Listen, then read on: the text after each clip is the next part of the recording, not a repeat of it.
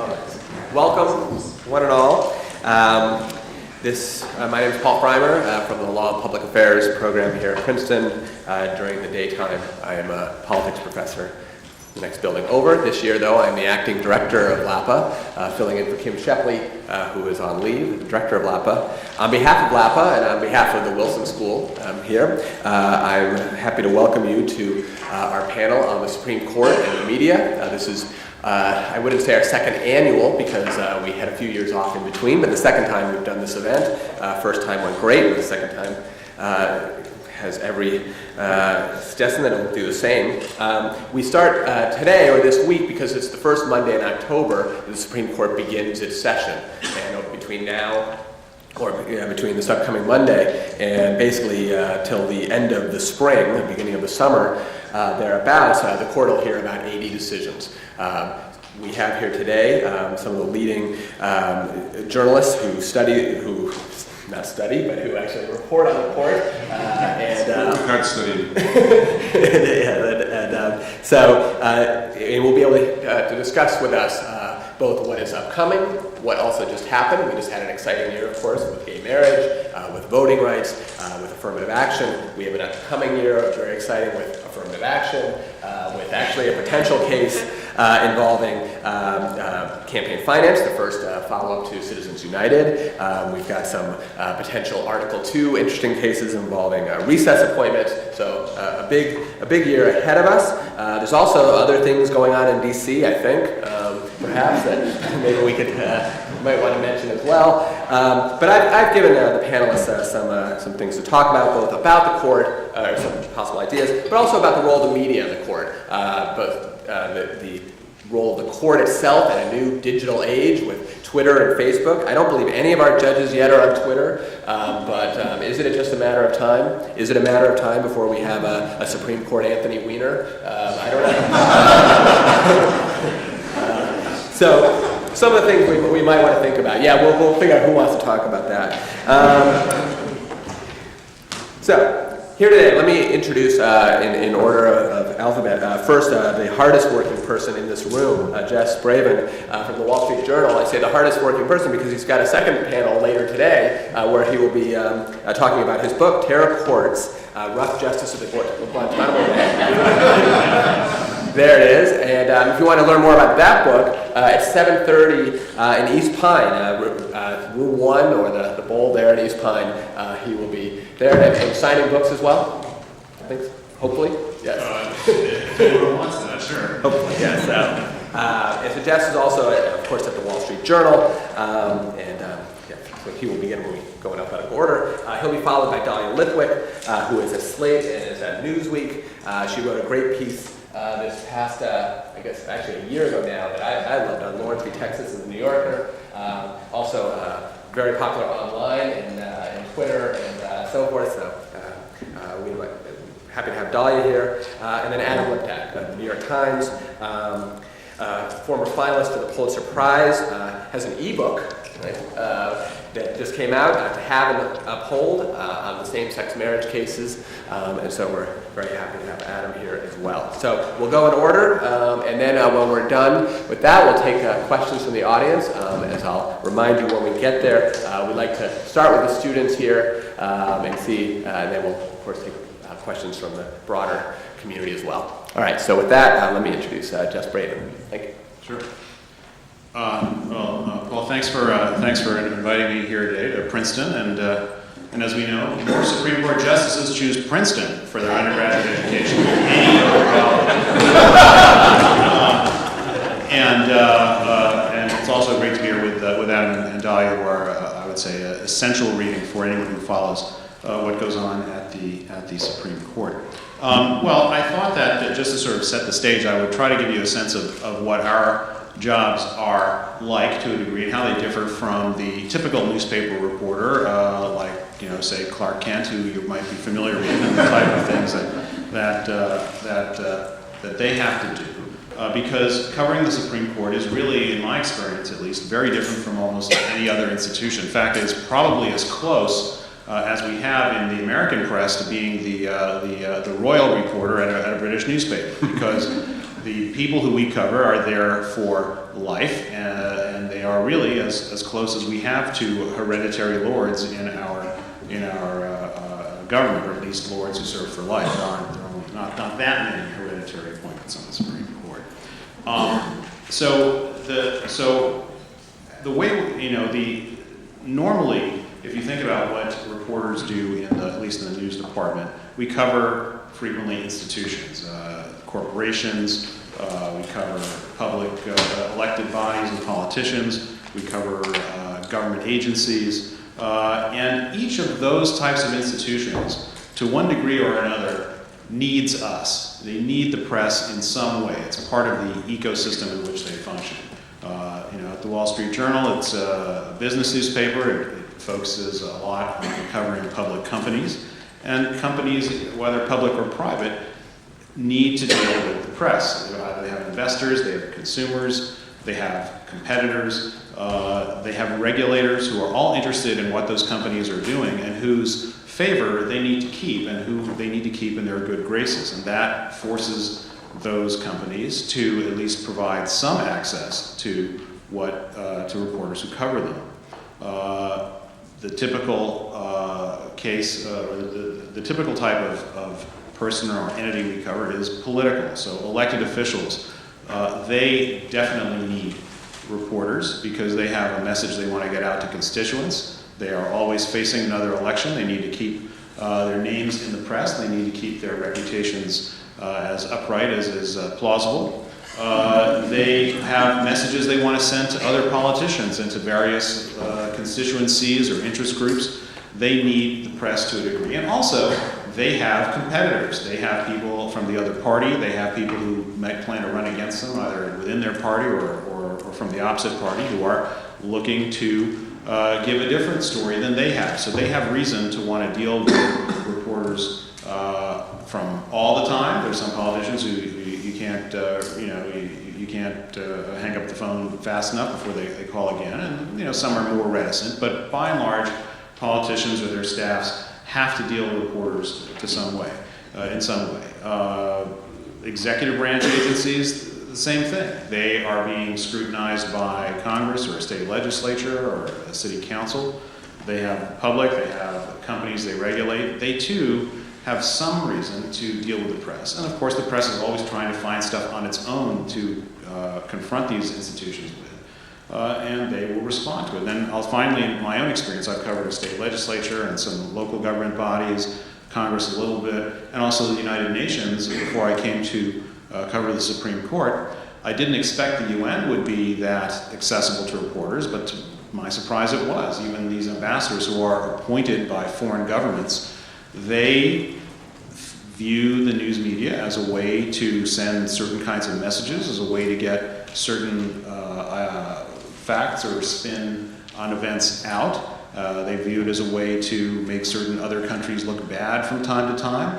And there are a bunch of them, and they too are all competitors to one extent or another and have reason to deal with the press. So anyway, that is all an introduction to say that the Supreme Court justices are not like any of those types of people, and the Supreme Court is not like any of those types of institutions, because justices aren't like politicians. They don't run for election. They don't have rivals who are going to run against them. They don't have political action committees or anyone who's raising funds to make them look bad. So they don't have that incentive to deal with reporters.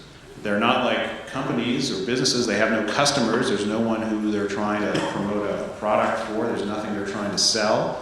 They don't have investors. They don't have that kind of reason to deal with reporters. They aren't regulated by the government. They don't have any reason to want to look good in the eyes of various public overseers. So really, there's only one type of situation in which a Supreme Court justice finds himself or herself really thinking they need to deal with reporters, and that's when they have a book to sell. And suddenly they revert to the identity of any publicity-hungry figure who is looking for what those in that side of the business call free media. And so when on the occasions when there is a book coming out, then suddenly there tends to be a lot more access. They'll sit down for interviews on TV and so on. And so that is when things change. But by and large, the members of the Supreme Court, and by extension their staff, really have very little reason to deal with us unless they want to. In other words, where there's no independent leverage or little independent leverage the press has on members of that court or on that institution, the way it does, as I've tried to outline, in other circumstances where the news media is just part of the day-to-day business. So why is it that we get any kind of information from the Supreme Court other than the materials that they make public anyway, such as their written opinions or transcripts of their arguments? Well, some justices feel they have a public duty to engage somewhat with the people who cover the court as a way of communicating or educating the public at large. So there is from time to time a sense of duty, and sometimes I'd say it's more a sense of courtesy or curiosity. Reporters hang around there a lot. They see them at different events. They're human too, and they will occasionally chat with members of the Supreme Court press or have them over for tea or whatnot. And then, of course, there is the most useful trait that they, like all of us, have, which is vanity. And the fact that what they think, what they have to say, is very important and interesting and correct, completely unlike professors at major universities or students engaged in some chat at 2 a.m. Unlike those people, Supreme Court justices feel that they have to say is very, very, very significant, and so they appreciate being recognized, because sometimes if something is written or published and a member of the court didn't think it's exactly right, sometimes the author might hear about it. But that's all to sort of show you that really we don't do with the Supreme Court, by and large, I won't say exclusively, what reporters who cover things in Washington or other power centers normally do. We don't do much of what they like to call in journalism schools and in the executive offices of news organizations accountability journalism. We do a lot more of what you might consider to be explanatory journalism. That is trying to go on one level in depth on the cases that come before the court. Adam had a wonderful piece today about the campaign finance case, going to Alabama to find out where it comes from and what's really going on and who the players are. So that is one of the roles. That's one form of explanatory journalism, to really try to sort of show what are these cases really about and who are the people behind them, why are they there.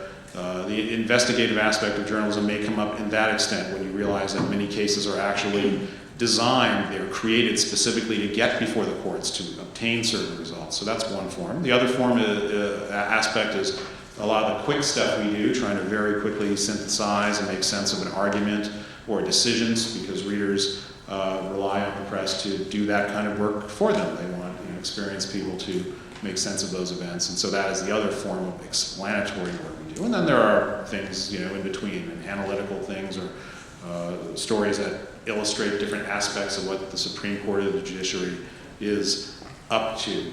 But that is not to say, and I think this is, I would speak for my colleagues, that should the opportunity arise to get an advanced look at an opinion or learn what really went on at the private conference of the justices, or what agreements might have been made before a decision came out, I'm sure that every person in the Supreme Court press corps would jump on that if it came before them. It just doesn't tend to come up that much. The same way that the sort of corruption type work or investigation doesn't come up the way it does if you're covering Congress or a city council. So anyway, that's my overlong explanation of what we do and how it is in some ways different from other reporters in Washington.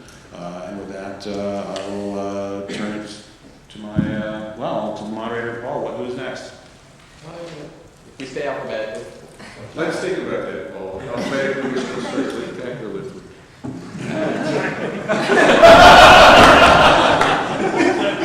The standards of Princeton have gone down. Actually, the last time I taught intro American politics, after my first lecture, I got harangued by somebody very angry because I had PowerPoint slides with misspellings. So, spelling, not my best, but. I'll go next. So I would like to start with a thought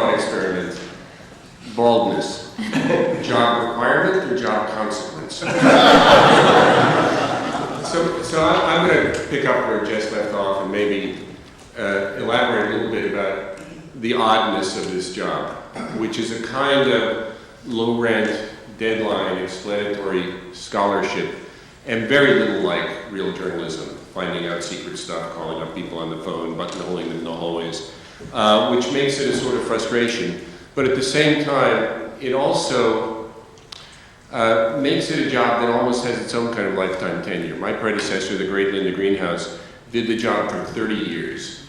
And when she retired, she was the third most senior person in the press corps. Lyle Denniston, who covers the court for SCOTUS blog, has literally done it for more than 50 years. And one of the reasons that's possible and even desirable is because we don't have the kind of access that Jess correctly described.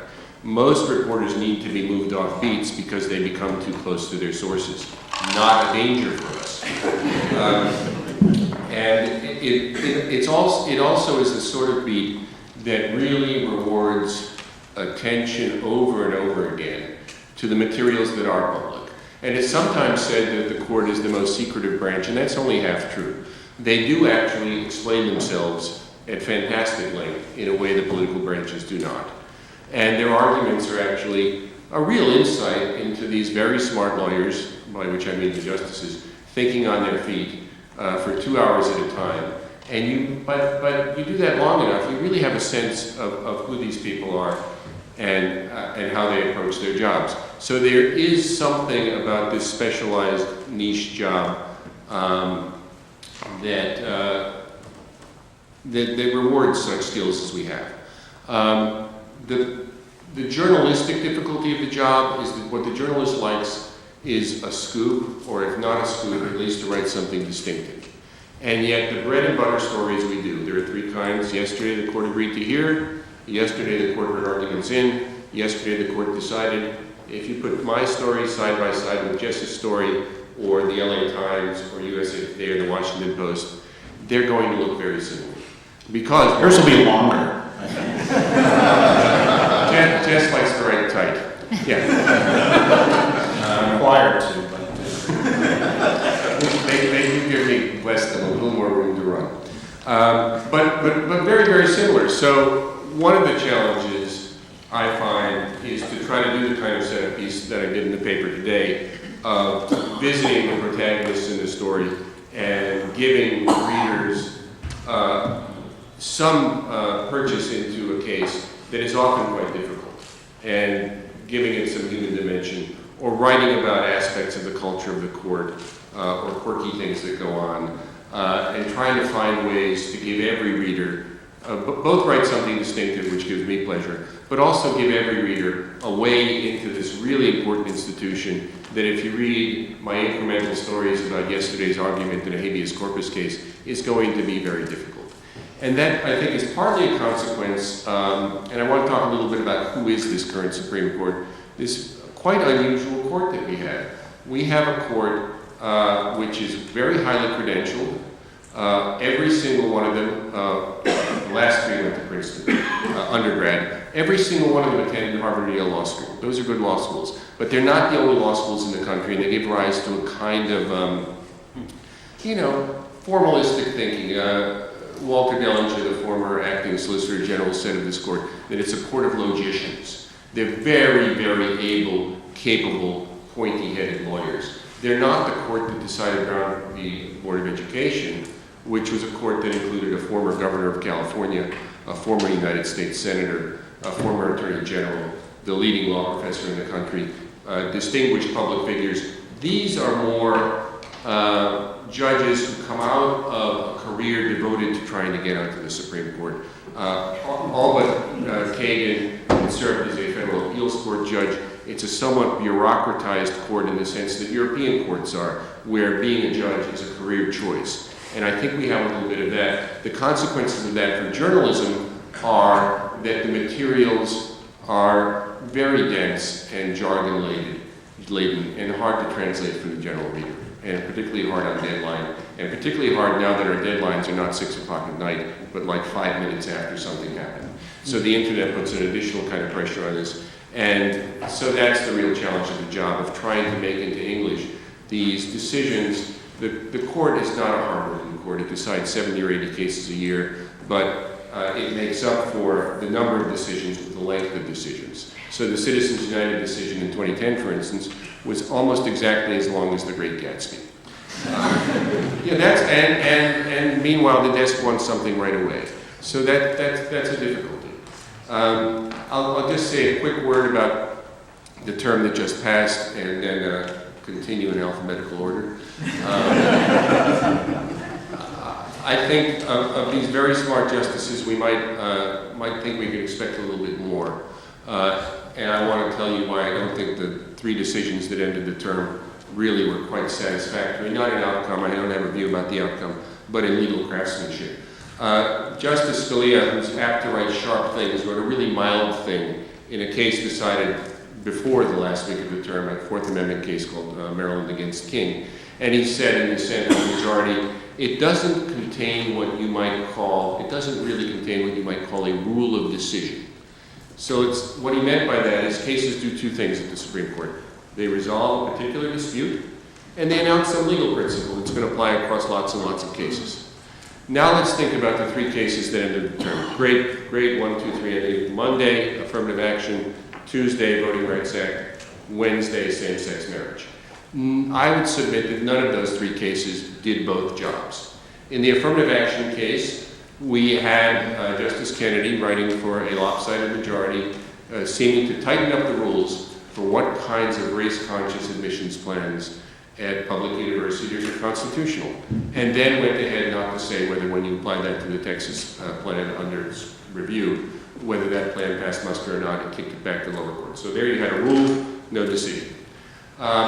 In the Voting Rights Act case, you had Chief Justice Roberts writing for a 5-4 majority, saying a lot of things that, if you were a legislator, might sound perfectly sensible, that the Voting Rights Act, which imposes a very significant burden on those states and other jurisdictions that are covered by something called Section 5 of the Voting Rights Act, they require states, after they pass voting changes, to turn ordinary federalism principles upside down. And before those laws count, before they take effect, they have to come to Washington and ask permission from the federal government, from the Justice Department or a 3-judge court.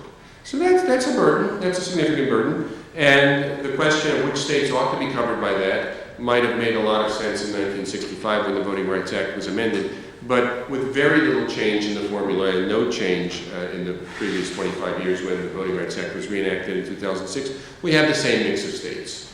And the court, if your legislature sensibly says, that's really old data. If you want to do this, if you want to impose this significant burden, you should have a good reason to do it. And we think there's a principle called the equal dignity of states, or the equal sovereignty of states, that require you to do this better. And they strike down this coverage formula. I don't know what standard of review is being applied. I don't know what constitutional provision they were relying on. This concept of the equal dignity of the states doesn't happen to appear in the Constitution.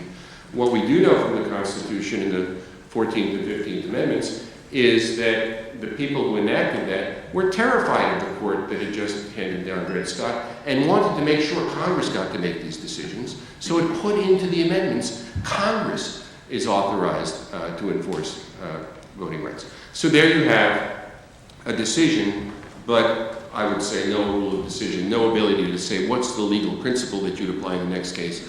And similarly, in striking down the Defense of Marriage Act, Justice Kennedy says, well, this really is kind of a matter for the states, so maybe there's some federalism in it, and maybe we should treat people the same, so there's some equal protection, and maybe there's some due process. I couldn't tell you whether this is, to use the legal jargon, rational basis or intermediate scrutiny or what.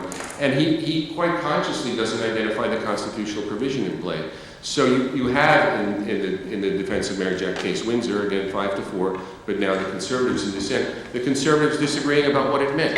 Justice Scalia says it inevitably means that state bans on same-sex marriage must fall because there's all this federalism stuff in there. And Chief Justice Roberts says, no. He wasn't really serious about federalism stuff, and he wasn't. He explicitly said, no, it's not a federalism decision. So again, you don't know what the rule of decision is. And my suggestion in running through these 3 cases is not to say whether they were right or not, but just to say you might expect a court court that gives birth to 70 decisions a year. Divide that by 9, what is that, like 8 apiece? The justices each have 4 brainiac law clerks to help them. You might ask them to not only decide a case, but tell you what principle is at play. Going in alphabetical order. So I just want to start by saying thank you to Liptak, Princeton, to all of you for being here, to my tremendous colleagues for being here with me. And I'm going to try to add the valence of my perspective as an online reporter with the sort of precatory note that, I've been covering the court as an online reporter for 13 years, which weirdly makes me freakishly senior, at least. 8 years. Yeah. I've only been here for 5. So Yeah, so discount everything that I I'm the old guy on this panel. And if you had asked me, had we been sitting here 13 years ago, how many more online reporters I expected there to be on such panels, I would have said there would be just kafillions of us because we're taking over. There continue to be, not a lot of people who cover the court exclusively online for reasons we can talk about. But I thought I would add to Adam and Jess's superb insights just the tension that has arisen with the new media. And Adam flicked at, one of the issues that has really arisen is the news cycle is no longer what it was even when I began covering the court. When I used to come out of oral argument at 11 in the morning 12 or 13 years ago, I still had time for a leisurely lunch with my colleagues, a long comparison of our handwritten notes, because we're not allowed to record what happens, and so we would all say, hey, Tony Morrow, what did Justice Kennedy say? And we'd talk about it over lunch. I probably had time for dessert. I could still write a piece and get it up at 3 o'clock in the afternoon and be, the first one up that day. Now if I just stop to go to the bathroom on the way out of oral argument, 6 people have posted before me, and that doesn't count the Twitter people who all posted wrong things before me.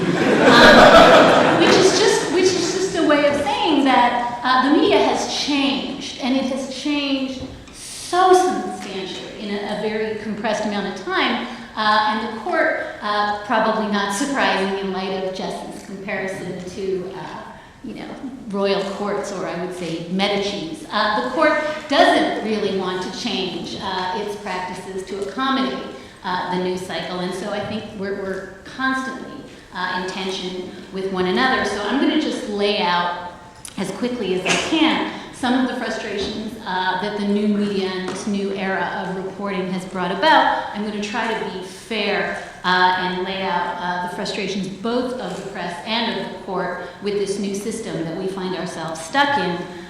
Jess talked at length, so I won't belabor it, but one issue really is access. When you start this beat, your editor expects you to swan into the Chief Justice's office and just chat. Because that's what you do on other beats. You don't swan into the justices and just chat. Sometimes if you're very lucky, or if a justice has a book, or if you catch them at Safeway, you can get a chat. But it's not our beat to have heaps of access to the justice and their interior worlds. I have certainly found, I think my colleagues would agree, when you do get access to a justice, you get a long colloquy about something that they have just told the last person they gave access to. So there's no scoop to be had. The other issues just have to do with what it means to cover an oral argument in a world, or a decision in a world where your editor wants something in 10 seconds, and the court has locked you in a chamber with one pen and one pad, no recording device, no access to video or audio, and told you that something needs to be online 6 minutes after the door closes. I have joked, but it is not an overstatement to say that on days when I really need to file a piece on time, I can now do better work at home in my pajamas, refreshing SCOTUS blog or another Supreme Court website repeatedly like a monkey. I can do my job better than I can do going into the chamber where I cannot have access to any electronic device. And I sit there, for instance, when the ACA court decisions came down, and I sit there in a room and I can't leave because someone's reading their 400-page dissent. So by the time you can actually leave the chamber, because all the justices have read their opinions and their dissents, it's tomorrow. And someone's already misreported the story on Twitter. So it's an enormous problem to be literally technically unable to cover the institution that you are tasked with covering. The other frustration that reporters have is that the court is quite secretive about just basic things. Justices' speeches they are not posted when justices go give speeches. Often speeches are meant to be off the record, so then you're in a very, very strange position of covering a speech that you're not meant to be covering. There is an unbelievable saga around the proposition of getting credentialed at the U.S. Supreme Court.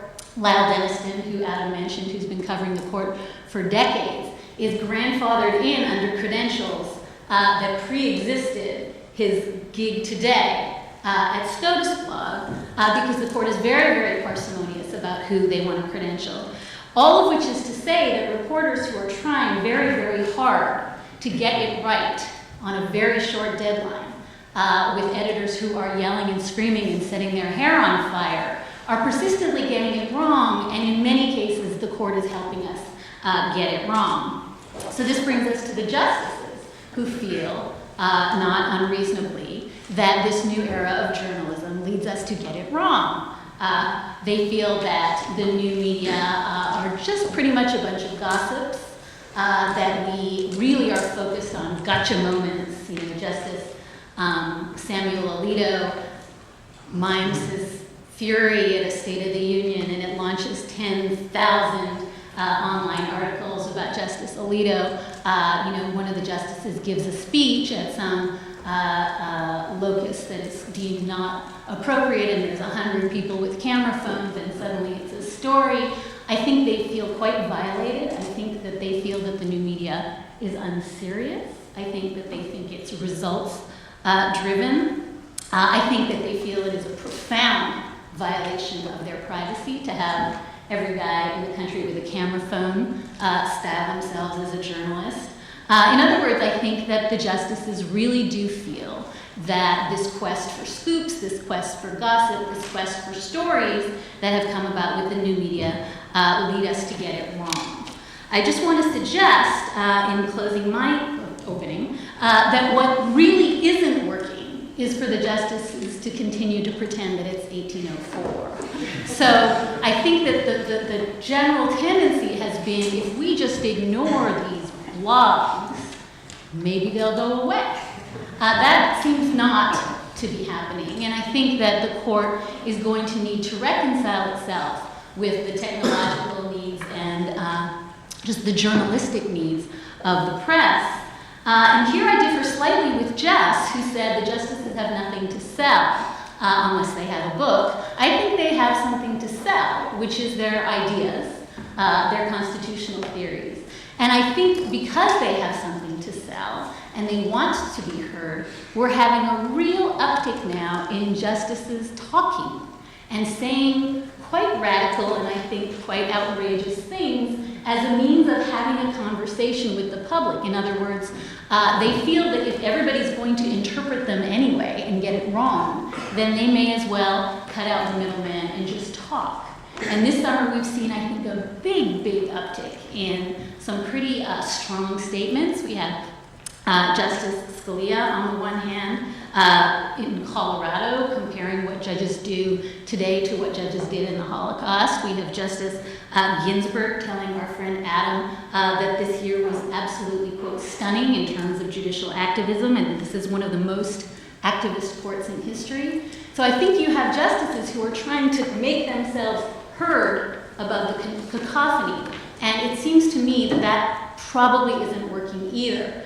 So I think what I want to say is that, and I think Jess and Adam made this point implicitly, but I want to say it explicitly. The U.S. Supreme Court press corps are, bar none, the nerdiest, wonkiest, most boring press corps you will ever meet. Present company included. We don't dive through dumpsters. We are not looking for scoops. We don't break stories. Pretty much much the way we spend every day is reading, and then we read more. And this is not a press corps that really wants to tear down the court. This is a deeply respectful, I think by and large, press corps that covers the court with enormous dignity and I think reverence, and sometimes too much reverence. But I think that the Supreme Court, given that the currency that matters to the justices most is dignity and gravitas and seriousness, I think that there is a real problem when both teams are trying, really striving for the same outcome, which is to cover the court respectfully and to get it right. We should not be in this much tension. Thank you.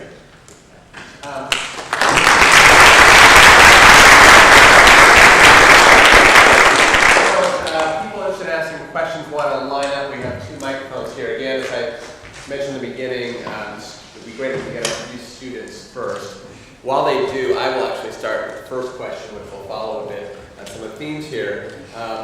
One theme actually that has a long historical significance, going back to even just before 1804, is the media initially getting wrong the significance of a big case, right? One of the cases that we all teach to undergrads and even in law schools is Marbury v. Madison, where the press and the public focus on the fact that Marbury, in that case, did not get his writ of mandamus, did not get his job, and few paid attention to the fact that the Supreme Court, in doing so, made a very major procedural change, judicial review, right? And that's, of course, been debated for decades. But one of the questions I want to ask here, and I know, Adam, you deal a lot with this in your articles, and I've seen this, actually all 3 of you, is how do you communicate procedural changes that the court is making, often when they are equally or if not more profound in the substance of the case? And we've seen this, especially in recent years, Walmart, right? A case that was not about civil rights, it was a case about class actions.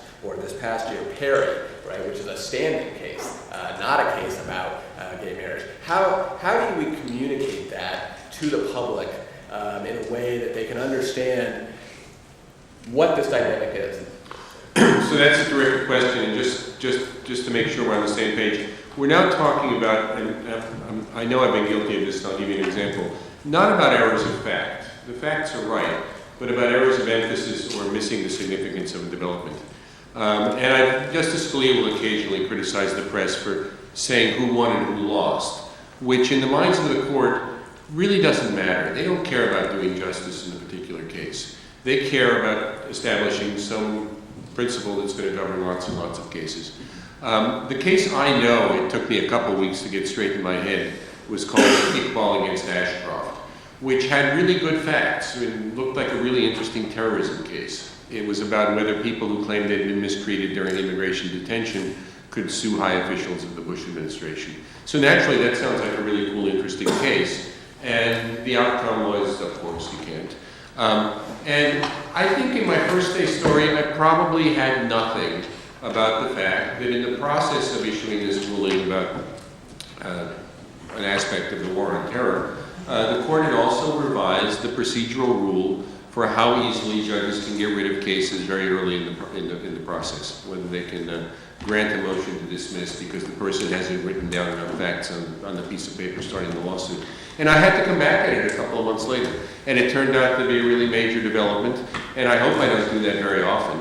But once in a while, and that was early days, once in a while you're just not alert enough to every dimension of a case. Could I, if I could just add one brief thing, I know there's lots of questions, but I also think Iqbal wasn't the original sin of, because we all miscovered Iqbal. So I think the error is we don't cover cases longitudinally over time. We cover cases, the facts of this case and this story.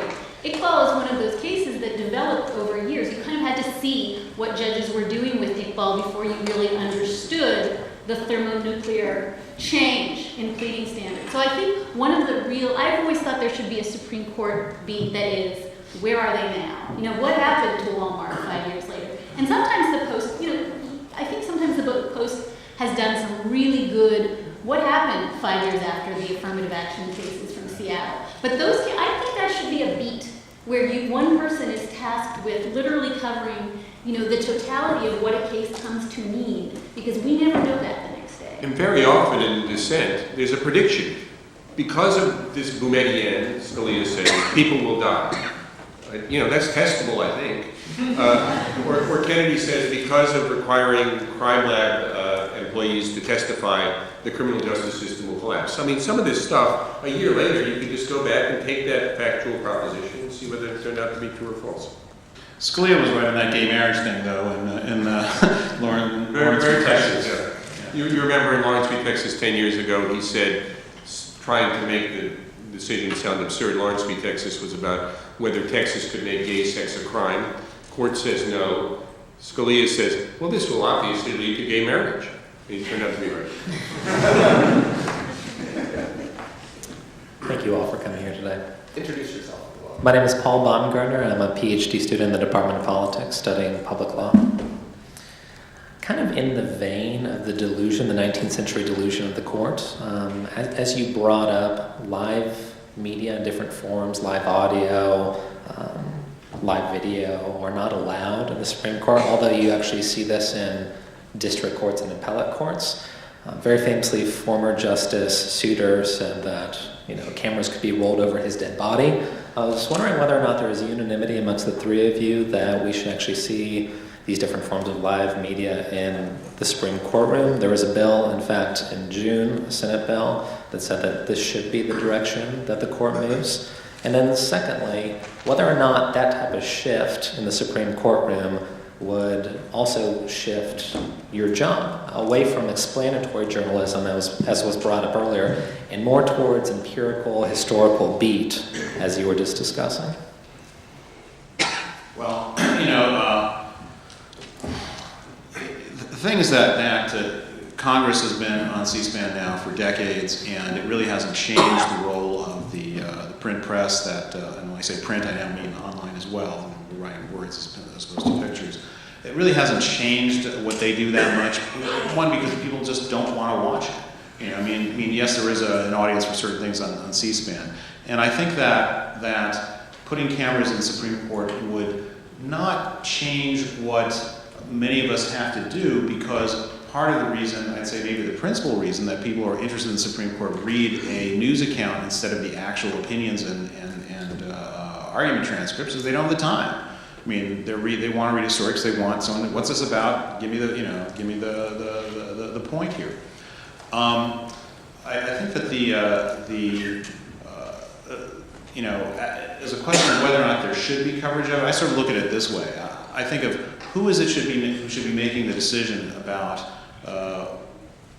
observing what a public institution does, a public institution with taxpayer-paid civil servants conducting public business. And it just seems to me that it really shouldn't be up to the court to make that decision, to sort of, in a almost a patronizing way, say, it would be, if you knew what we knew, you would agree that you shouldn't be watching what we're doing on television. And that's basically the logic that's being employed. So it seems to me that if the court, the justices are public servants, and the public should be the entity that decides whether or not it gets to see what they do, since it is possible now to televise or have video of those proceedings made very easily without really interfering with the actual arguments themselves. So that would be my view, even though personally the more mysterious the court is, the more job security I have.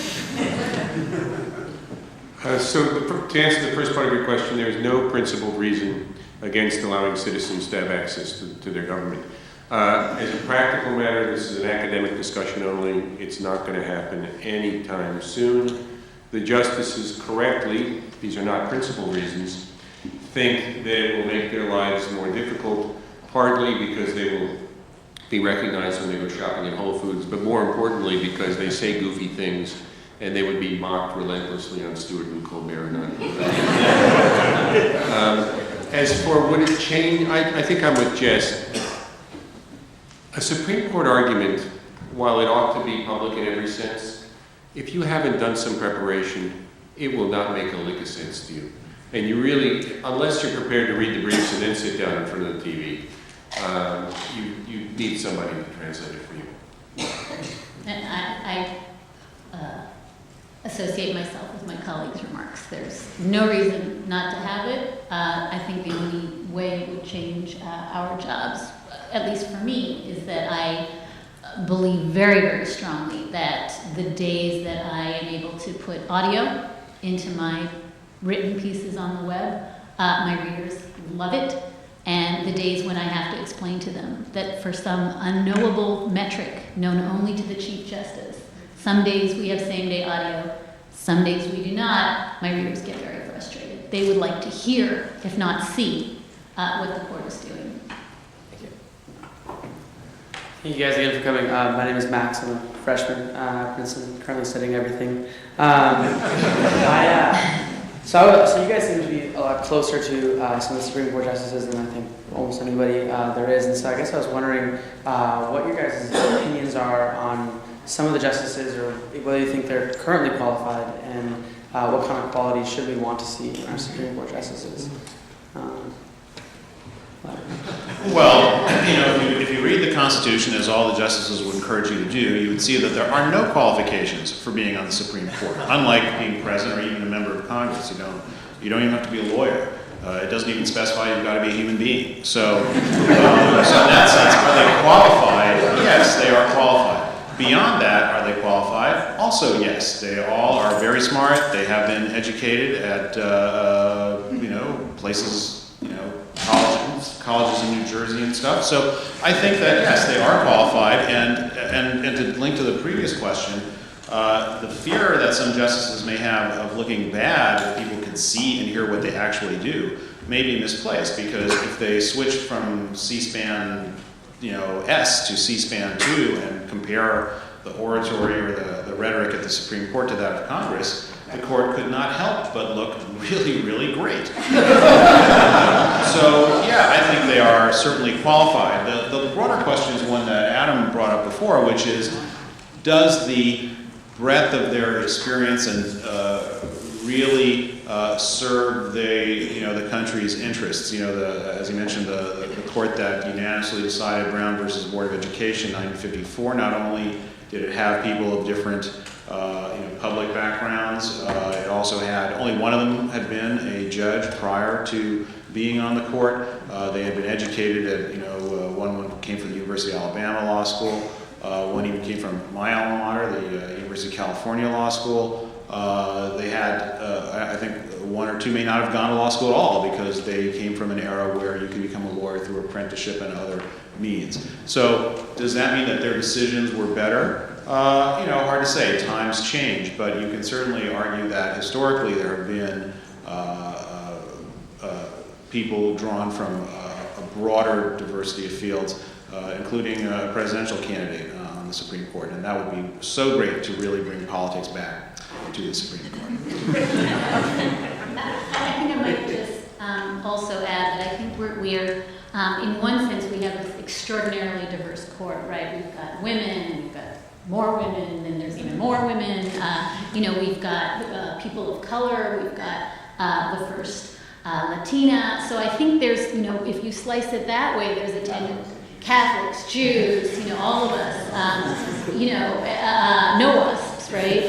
But so this is meant to be, by that measure, the most diverse court we've ever had. And then I think, seen through the prism that Adam put forth, it's actually the least diverse court we've ever had. And I think that we have a tendency to get very fixated on, when Ruth Bader Ginsburg steps down, is Obama going to replace her with a woman? And get very, very anxious about sort of gender, racial, sexual orientation identity as the marker for diversity on the court. And I think it's a perilous road to go down. I think the better question is, once Justice Ginsburg steps down, could we replace her with another lawyer who actually litigated civil rights cases? I think that we have kind of lost the idea of what diversity on the court means by getting very, very blinkered about what diversity means.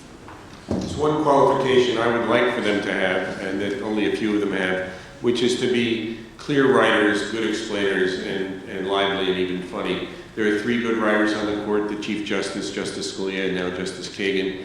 The rest of them often write in a kind of impenetrable institutional prose.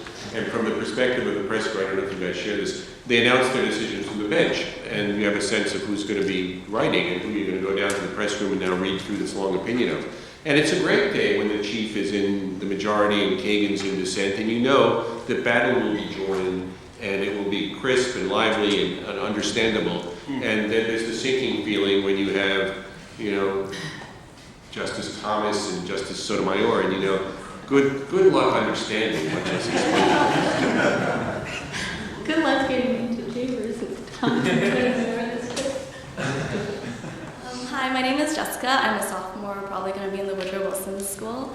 Mr. Liptak, you wrote a series of articles in 2008 on American exceptionalism, and I was just wondering if you've seen any changes in the court since then, specifically in terms of the criminal justice system, the mass incarceration rate, and the adoption of international law and opinions. I think the short answer to that question is no. The court is not. The court views its job as interpreting an American Constitution, and with some exceptions, almost all of them Kennedy, in the context of gay rights and the death penalty, there's been some citation and consideration of foreign and international law, but that drives most Americans crazy for reasons I don't fully understand. I mean, the court will cite law review articles, rock lyrics, every damn thing, but if you put in something from the European Court of Human Rights, the world will collapse. So the short answer is I don't think they much care. For reasons unrelated to any of that, there has been some movement on over-incarceration, largely from the political branches, but to some extent from the court. Thank you. Everything I've read seems to indicate that justices seem to get along really well with each other, despite how much they seem to go at each other in their opinions.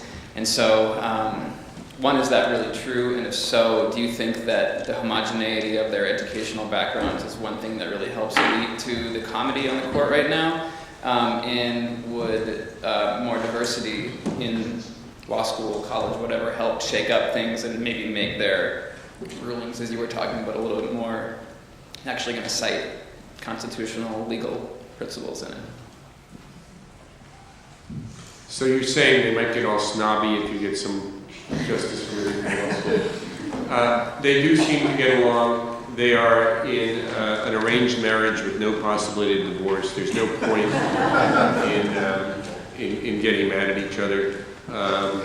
That's not always been the case historically. I don't know that there's any reason to think that diversity would make a difference.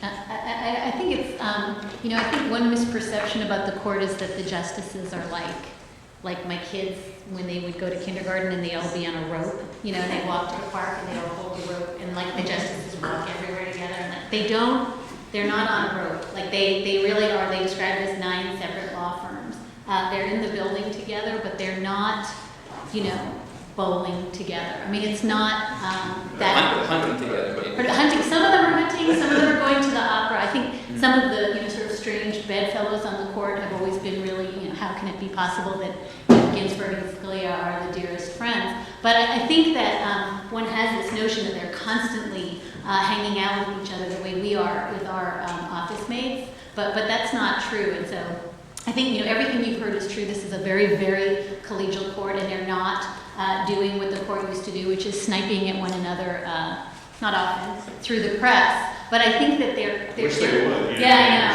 I know. Give us Hugo Black. Give us Hugo Black talking trash about the justices. But, you know, I think that it's not because, you know, there's all this, that they're hanging out together all the time and gritting their teeth. It's because they're pretty removed from one another. I think one thing about their elite backgrounds does help. So there are a couple kinds of cases at the court. There are the cases that really grab the headlines that are often 5-4, about 30% of the cases last term. And then there are very, very often, in fact the bulk of the court's docket, are minor, difficult statutory questions with no particular political tilt that are often decided 9-0, and that was about 50% of the cases last term. And the justices will tell you that in those cases, at their private conference, they're actually very good lawyers trying to figure out what the statute means and how it fits together with other statutes. And people don't necessarily come in with a strong view about how it should come out. and they're working together. On the big politically charged cases, Justice Kagan said this at Harvard just the other day, it's sort of the less said the better. What's the point of arguing with each other? You're not going to change anyone's mind. These are constitutional questions that don't have a fixed answer. And on that stuff, they know well enough to just vote and get the hell out of there. Hi, my name is Emily King. I'm a first-year master's student at the Woodrow Wilson School. I was wondering if you could speak to the first 2 or 3 hours following a major court decision at each of your organizations. So who's on your team, what the environment is like, what the game plan is like, and how it actually plays out. Well, that's a really good question for because one, I'd love to know what it's like in my competitors. But I mean, for us, the Wall Street Journal is it's among the dwindling number of fairly large news organizations with lots of editors at different places in Washington, and New York, and elsewhere around the world. It depends on what kind of case it is. If it is one of the blockbuster cases like gay marriage or the healthcare case the previous year, there is a lot of preparation that goes into it ahead of time, envisioning what types of stories we're going to want to have. Often in those big cases, I'm not the only one writing them. We'll have reporters who are drawn in from elsewhere, and we'll have many stories that are 90% ready to go even before the case decision is announced. So with some of the larger cases. Still though, we don't know until it actually comes what it is, and those hours are, as Adam and Dahlia indicated, very high pressure now because we have audiences that expect to see something immediately on their iPhones, and so we have to, you can imagine there being one within minutes or seconds of a decision being announced, having to put out at least the bottom line as quickly as we know it. Sometimes I'll even do that on the phone. I'll just call in and quickly tell it to an editor. We'll write up a headline which will flash across the website.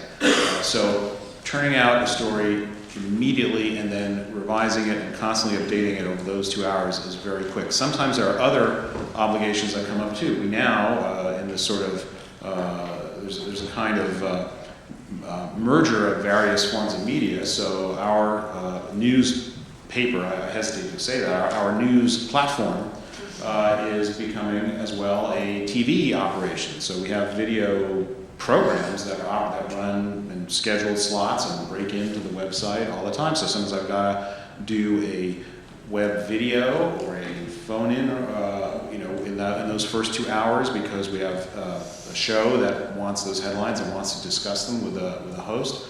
And then another story will have to be ready before noon or shortly thereafter and be updated through the day. And in some ways, I have to say, although it is new and it is new pressure, in some ways it is actually a throwback to the way that newspapers operated in the 40s and 50s and before, where they often would have 8 editions a day. And that if you went through each edition, you would see the stories, some stories would stay the same, but many would actually change as reporters and editors learn more throughout the day. So in a sense, we are probably the group of people most apt to complain of any profession.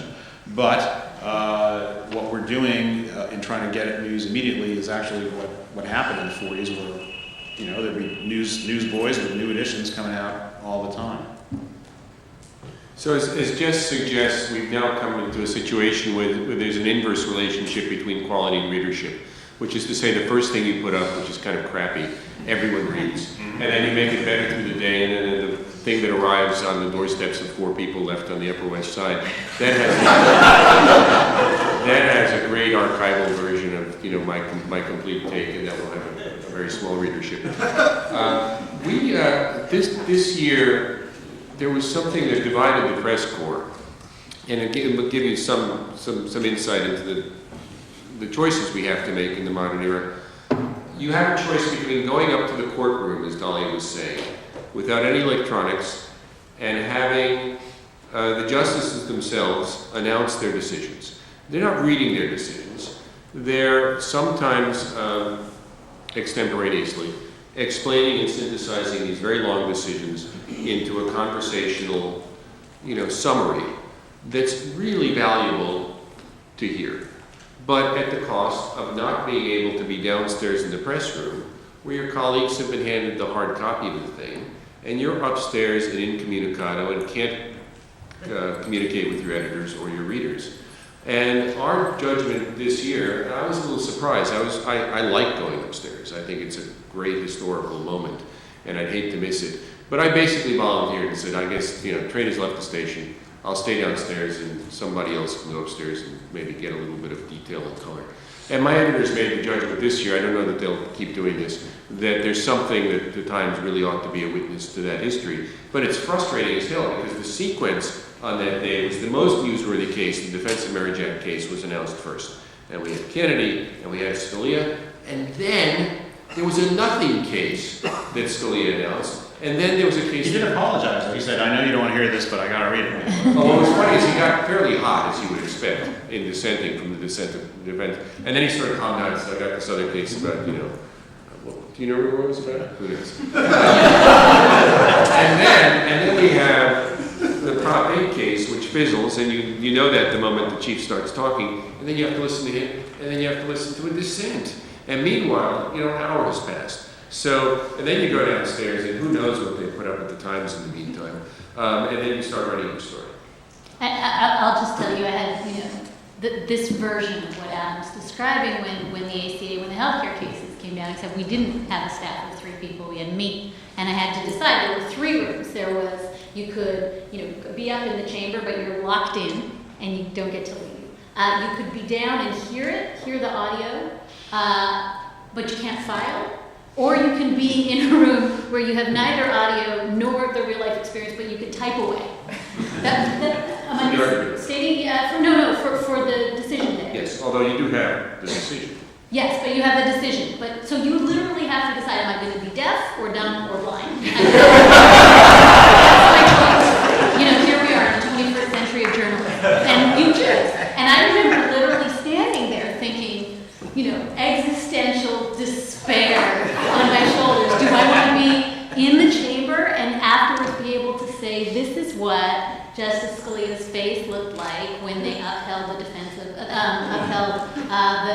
ACA? Or do I want to be the person who's hearing it, not really seeing it, but at least I have some sense of what's going on, but I can't file my story? Or do I want to be the person who's tweeting, and as Adam says, that's the person who gets the traffic? Right? That's the person you kind of want to be. And the idea that that's the set of choices you make when you're the reporter for the Supreme Court is so bonkers. But that's where we are.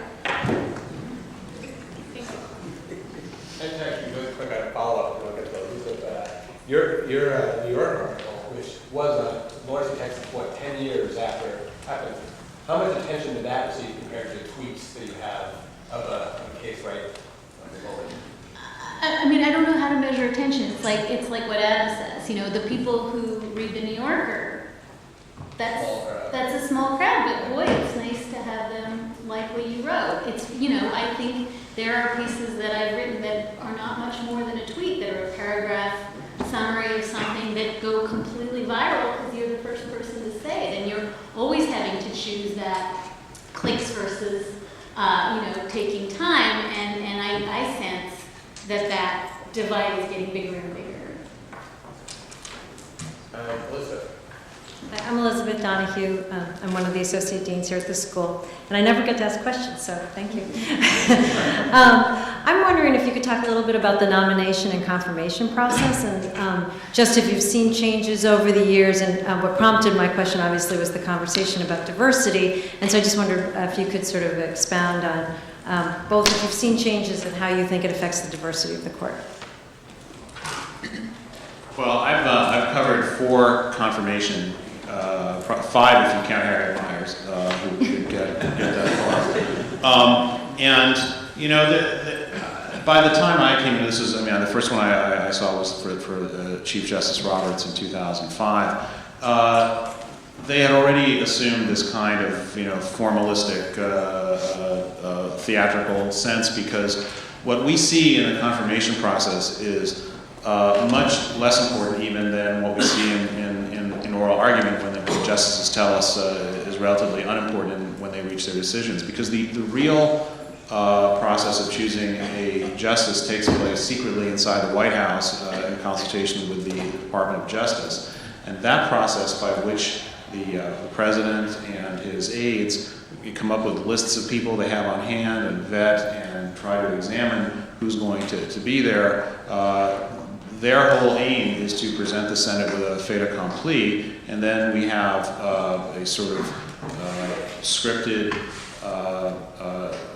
show that proceeds where I would bet 90% of the lines that Chief Justice Roberts or Justice Alito gave the Senate Judiciary Committee could have been spoken by Justice Sotomayor or Justice Kagan, a very kind of milquetoast, vague promise to follow the law, because they know that this is not a real, the confirmation is a chance for the public to look at them and a chance for senators to make points that are valuable for the senators to make to their constituents, to their supporters, to the other side, to send messages and so on. It's a political action for the Senate. It's really quite minor, a relatively minor bump on the road for the nominee. We've only had a few who have not managed to pass it. The last one was 25 years ago. My joke is always that this is the only job in the world where they televise the job interview and don't televise you doing your job. You get to see the most just completely depressing 3-day show of, my famous confirmation story. My parents live in Israel, and my dad texted me during, I think it was Sotomayor, and he said, "Is that you on C-SPAN?" I said, "Yes." He said, "You're playing solitaire." And I it's just not, not a really riveting activity. And I would say, it's also, it's not an accident that it tends to be covered by the congressional reporters much more, vigorously than the Supreme Court reporters. We tend to sit through those hearings, and every once in a while, the Dormant Commerce Clause comes up, and we'll send our, editor a note that says, "Oh my God, she's talking about the Dormant Commerce Clause. Can I knock out 800 words on that?" Maybe let's, as we're time is running short, what if we take a round of questions and then you can give your final responses to the questions? We have 3, I think, here. Is that right? Okay.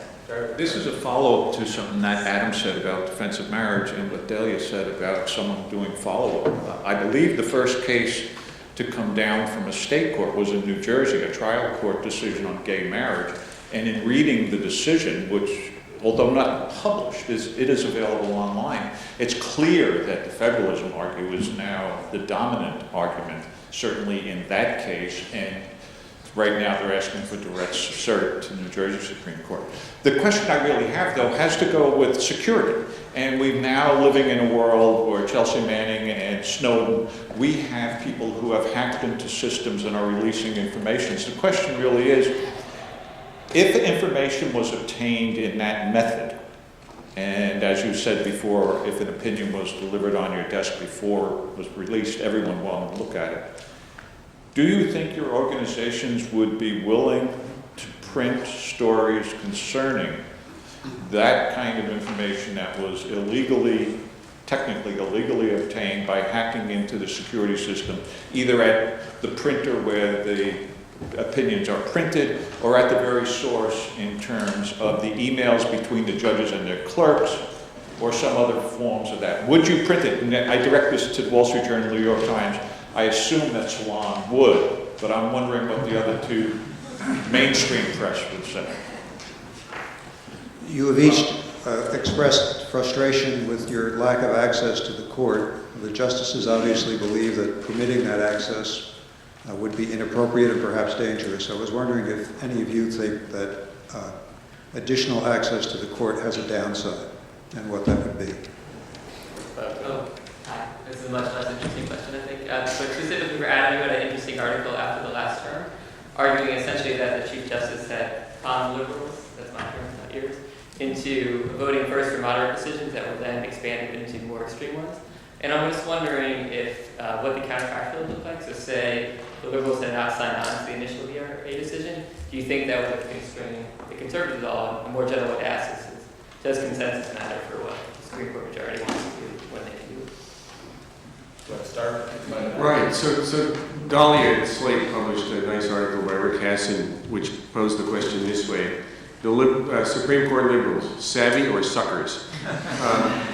Because they did 4 years ago sign on to a voting rights decision, which then John Roberts rubbed in their faces. And I guess the question, in a way, is, but for that, what? Maybe they got 4 years out of it. Maybe they hoped there would be different personnel. Maybe they thought kicking the can down the road was a good thing and they were willing to swallow on some of that stuff. Another instance of this, perhaps, was the 7 justices who agreed to tighten standards somewhat in affirmative action, including liberals, with only Justice Ginsburg dissenting. When Justice Breyer, another liberal, was asked what his analysis of that was, he used one word. He said, "few," which is to say, we dodged a bullet this time. We live to see another day. Maybe 4 years from now we'll have a voting rights type situation, but maybe we bought ourselves 4 years. So that's one way to do it. Let me answer the second question and let Jess tell about whether he's going to publish NSA secrets. I think that the downside for the court to greater access is some of what we've talked about. They don't want to be snippets. They don't want to be mocked and humiliated on Jon Stewart. I think they really do feel that the more we find out about who they really are, the less sort of oracular they are. And actually there's kind of interesting data that bears that out. In other words, whenever they do these surveys on who are the most and least like justices, the ones who get the most public exposure are invariably the least liked. So this is one of those questions of, maybe it's best to just stay under the radar and have everybody adore you. I think the other thing that is really interesting, and I've written a little bit about this, but I'm fascinated by it, is I think that the justices are very, very afraid of the potential for the internet to physically endanger them. So it's not just getting kind of caught out at Safeway. I think there's been a string of really fascinating cases where you see, I think particularly Justice Alito, Justice Thomas, to a lesser degree Justice Breyer, having a real anxiety about the potential for the internet to turn anybody into a target, and that the ability to sort of do a Google search of someone's house, where their kids go to school, what they pay in taxes, makes each and every one of them a target. And I think that's a legitimate fear. And I think that, what's super interesting to me is that I think it's starting to sort of bleed into some of the jurisprudence. So I think that there's really a feeling that the internet, all bets are off with the internet, and that access is not even about getting out of an interview. It's about how we can all get to them, and that's quite scary for them. Right, and of course, as you may know, Justice Breyer actually was gotten to when he was in his Caribbean vacation home last year. Was actually robbed. So then it can't happen. The question was, what with the emails that I happen to have right here, do I intend to publish those? Well, this is a broader question, I think, about the press, and at the end, and I certainly can't give you a definitive answer to the hypothetical, because it would depend on a lot of specifics, such as how newsworthy is the information. I can say for sure that the Journal, and I'm sure this is true for the other organizations that these folks work for, would not do anything illegal to obtain information. We don't hack into systems, at least the North American divisions of our parent company do not hack into systems to get information. So we wouldn't be doing that. And the American press generally doesn't do that, to my knowledge. The question is, what if someone else did it and it showed up on the doorstep? So we are not responsible for obtaining the Pentagon Papers or the first draft of the Perry decision, but now we have it. Do we publish it? And I would say that certainly if it is like a public document like that, probably yes. For a number of reasons. One is that it's newsworthy. Secondly, if we have it, there's no guarantee that Adam doesn't also have it or won't get it tomorrow. And how would that look if we had sat on it? when you so for something like that, but pretty much it would seem to be newsworthy. What is the reason to not do it? Is anyone's life going to be endangered? Is anyone going to be robbed? Is it going to throw the markets into chaos? Whatever. There's really no reason on the other side to withhold it, other than the court's own preference to release information on its own schedule. If we learned about the interior work or deliberations of the conference, or the clerks, or got a hold of internal memos like that, which the court takes great pains to keep secret until usually many years after the death of a justice, would we publish them? Again, if it were newsworthy, I would say that we would probably lean towards doing that, because explaining how decisions are reached, what goes into making important rulings, is newsworthy, is valuable for readers, is the kind of story that newsmakers tend to hate. They call those process stories. They don't want us to write about how they reach decisions. They just want us to transcribe the decisions they've already made. So those are my guesses that our inclination would be towards publishing, unless there was some very serious countervailing value, being mainly someone's, an individual's life or limb being jeopardized, as opposed to the court would prefer, like Bartleby, the scrivener, not to release it on a certain day. So please join me in thanking